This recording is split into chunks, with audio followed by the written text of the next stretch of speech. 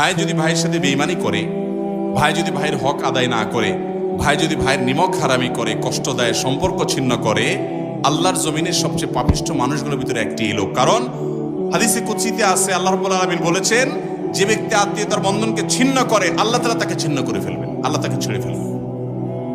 মান কাতাআ কাতাআহুল্লাহ, জঘন্য একটা বিষয় ভাইরা।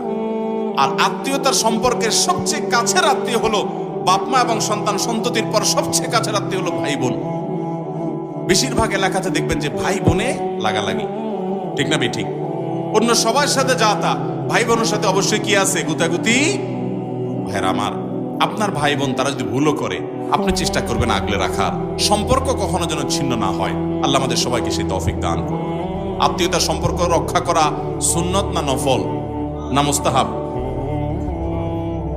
হুজুর বলে ফরজ, আপনারা বলেন সুন্নত মুস্তাহাব। বেশিরভাগ লোক সুন্নত মুস্তাহাব বলতেছে। অবশ্য এখন গণতন্ত্র অনুযায়ী তো সুন্নত মুস্তাহাব হয়। সুন্নত মুস্তাহাব জয়যুক্ত হয়েছে, সুন্নত মুহাব্বত জয়যুক্ত হয়েছে।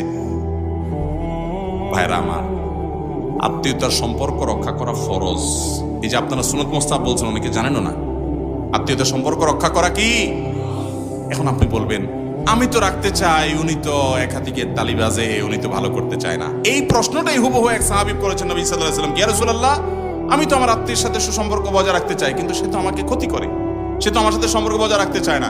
নবী সাল্লাল্লাহু আলাইহি ওয়াসাল্লাম বলেছেন, তুমি যা বলেছো সেটা যদি সত্য হয়, তাহলে তো সে কপাল পোড়া, সে তোমার সাথে সম্পর্ক নষ্ট করে খারাপ কাজ করছে।